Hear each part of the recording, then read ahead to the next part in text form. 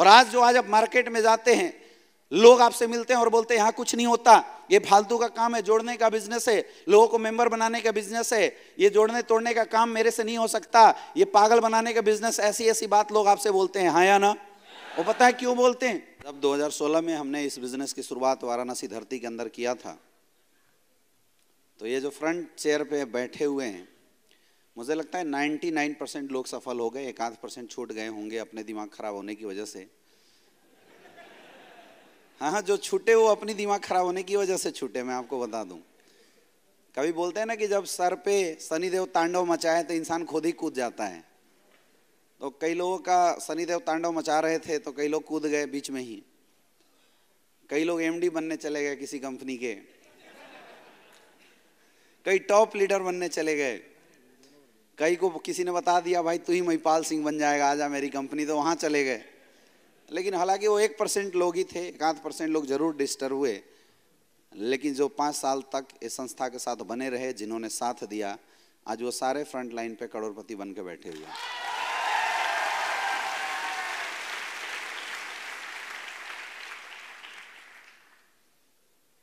Network marketing industry का अच्छा दिन आ चुका है, आने वाला है नहीं, आ चुका है।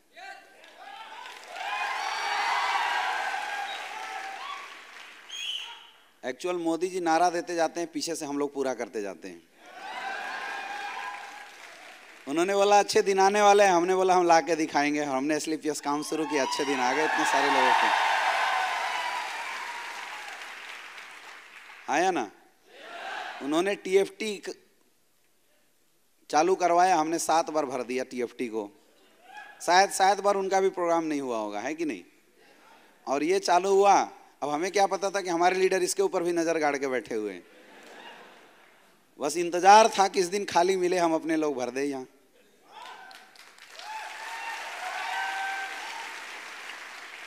ये बातें क्या दर्शाती हैं? ये बातें क्या बताती हैं?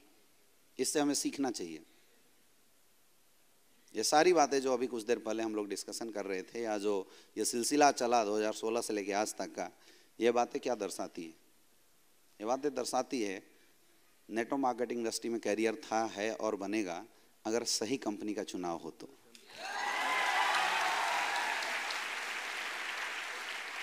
यस या नो? और हम सौभाग्यशाली हैं कि हमें हिंदुस्तान की सबसे पावरफुल कंपनी SLPS वेलनेस का साथ मिला है। मैं हमेशा बोलता हूं ना, प्लेटफॉर्म अच्छा ना हो तो इंसान कितनी भी ताकत लगाए, कितनी भी जोर लगाए, सफल नहीं हो सकता है। और अगर प्लेटफॉर्म अच्छा मिल जाए तो कमजोर लोगों को भी आगे बढ़ा देता है। हमारे पास तो अच्छा प्लेटफॉर्म मिल चुका है, लेकिन उसके बावजूद, अच्छे प्लेटफॉर्म के बावजूद भी, अच्छी लीडरशिप के बावजूद भी अगर हम सफल ना हो पाए तो गलती किसकी होगी? खुद की होगी। आज हम लोग यहाँ इकट्ठा हुए मेरे दोस्त, उन गलतियों को सही करने के लिए जो आज से पहले अपने बिजनेस में करते समय हम सारे लोग करते आ रहे थे और कर रहे थे, करेंगे। जो कर रहे थे वो आज के बाद सही हो जाना, जो कर रहे हैं वो आज के बाद सही हो जाना, और जो करने वाले हैं अभी से सतर्क हो जाना, अलार्म लगा देना, क्योंकि आज वो बातें हम करेंगे, आज वो बातें करेंगे कि एक लीडरशिप को इस इंडस्ट्री में सफल होने के लिए क्या क्या करना चाहिए। उससे पहले माय डियर फ्रेंड, बहुत सारे ऐसे लोग होंगे जो नए होंगे, जो मुझे नहीं जानते होंगे। कितने ऐसे लोग हैं? अच्छा, कितने लोग मुझे जानते हो? कैमरे वाले दिखाना यार, इतने लोग जानते हो? मतलब हम भी फेमस हो गए हैं क्या? ये इंडस्ट्री की ताकत है माय डियर फ्रेंड। बनारस में 5 साल पहले कोई जानता नहीं था, आज इतने सारे लोग जानने वाले लोग, इतने प्यार करने वाले लोग मिल गए। इससे बड़ा अचीवमेंट और क्या हो सकता है? आप सारे लोग मुझे जानते हो? कितने ऐसे लोग हैं जो पहली बार मेरे से ऐसे किसी ट्रेनिंग में मिल रहे हैं? बाकी इतने नए लोग हैं, आज से पहले आप हमारे किसी ट्रेनिंग में नहीं आए, कहीं देखा? कहां? अच्छा, YouTube पे देखा। अच्छा, और Facebook पे देखा होगा। चलिए, ये तो खुशी की बात है कि YouTube और Facebook दोनों मिला के कम से कम 1.5 लाख लोग अभी मुझे वहां भी जानना शुरू कर दिए हैं। लेकिन वो सब कुछ मैं करता आप ही लोगों के लिए हूँ। माय डियर फ्रेंड, फिर भी मैं अपना परिचय जरूर देना चाहूँगा। आज की सेशन को शुरू करने से पहले मेरा नाम अमित दुबे हुआ और नेटवर्क मार्केटिंग इंडस्ट्री को मैं दिल जान से प्यार करता हूँ। आज से करीब 7-8 साल पहले मुझे ये इंडस्ट्री माइंड में इंट्रोड्यूस करने का मौका मिला था। मैं पढ़ाई कर रहा था और उसी समय ये इंडस्ट्री मुझे अपनी ज़िंदगी में देखने का मौका मिला था पहली बार। लेकिन बोलते हैं बहुत कम ऐसे लोग होते हैं जिनको पहला प्यार अच्छा मिल जाए। अच्छा, यंग लोग हैं, उनके चेहरे की हंसी देखो। मैं समझा कुछ और रहा हूं, ये सोच कुछ और रहे हैं।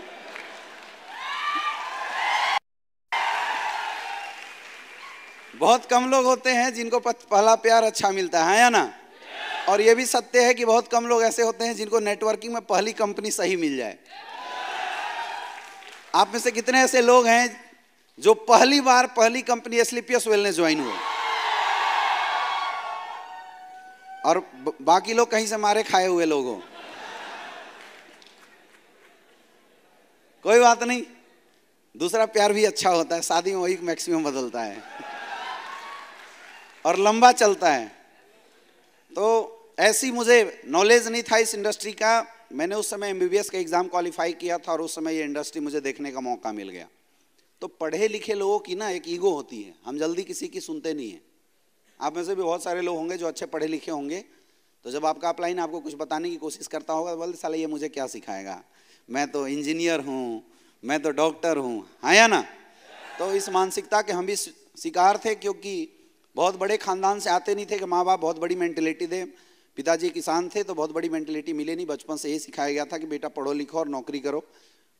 नौकरी पता नहीं मुझे रास नहीं आती थी, तो मैंने MBBS इसलिए चूज किया था कि अगर मैं डॉक्टर बन जाऊंगा तो सेल्फ एम्प्लॉय बन जाऊंगा, अपना मस्त हॉस्पिटल खोलूंगा, अपना प्रैक्टिस करूंगा, बैठा रहूंगा, लाइन लगा के लोग आते रहेंगे, देखता रहूंगा पर्ची से, और बड़े आराम से पैसा कमाऊंगा, क्योंकि डॉक्टर से ज़्यादा आसानी से पैसा इस दुनिया में कोई नहीं कमाता है या ना?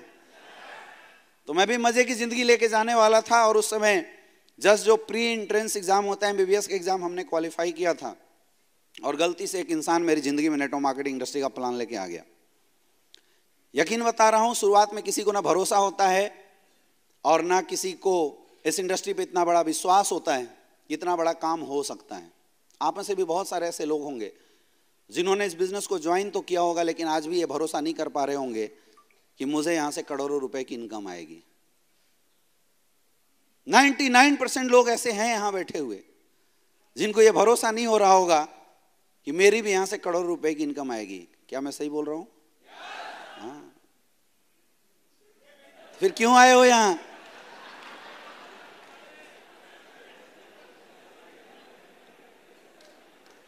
फिर आए क्यों? होता है ऐसा, शुरुआत दौर में इतना बड़ा भरोसा होता नहीं। मुझे भी भरोसा था नहीं, तो मैंने सोचा यार पार्ट टाइम में धंधा कर लेते हैं, 2-4-5 लोगों को जोड़ना ही है। अच्छा, मैं जिस कंपनी में था वहाँ मुझे प्लान गलत बताया गया। प्लान अगर सही बताया गया होता है तो शायद मैं नहीं जुड़ता। इससे ये अंदाज़ा लगा सकता है कि नेटवर्किंग गलत लीडरों की वजह से नहीं, सुनने वालों की वजह से होता है। कोई बोले यार 10 लाख लगा, 20 लाख हो जाएंगे दूसरे महीने में, तो तुरंत कर्जा लगे कोई लगा देता है। कोई बोला 18,000 लगा, मेहनत करके डायमंड बन, करोड़ रुपए कमा, बोला मेरे से नहीं हो सकता। ये दुनिया ही ऐसी है, हिंदुस्तान के लोग ऐसे ही कामचोर होते हैं। यस या नो? तो उसने हमें झूठ बोला कि यार 10,000 की टीम अगर तू बना देता है तो तू डायमंड बन जाएगा, और अगर तू डायमंड बन जाता है तो तेरी 8 लाख रुपया महीना फिक्स हो जाएगी। तो मुझे तो समझ में आ गया भाई, लपेट चपेट के 10,000 लोग ही तो जोड़ने हैं। पार्ट टाइम में करके जोड़ दिए तो इधर मेडिकल से अच्छा पैसा आएगा ही, 8 लाख कम से कम फिक्स तो हो जाएगा। बच्चे का दिमाग था उस समय, उम्र कोई बहुत बड़ी थी नहीं, 19-20 साल का रहा होऊंगा। तो 19-20 साल का लड़का कितना सोच पाता है? तो ऐसी सोच थी, मैं इस इंडस्ट्री में आ गया। अब चूंकि सपने बड़े थे, कुछ बड़ा करना चाहता था, टैलेंटेड, ऊपर वाले ने थोड़ा सा बना दिया था, थोड़ा बहुत मेहनत करना शुरू किया, बहुत सारे लोगों को ज्वाइन करा दिया। और ये रिकॉर्ड था, मैं जिसके सामने बैठ जाता था ना, या तो सुसाइड करता था या तो ज्वाइन होता था, छोड़ता नहीं था मैं।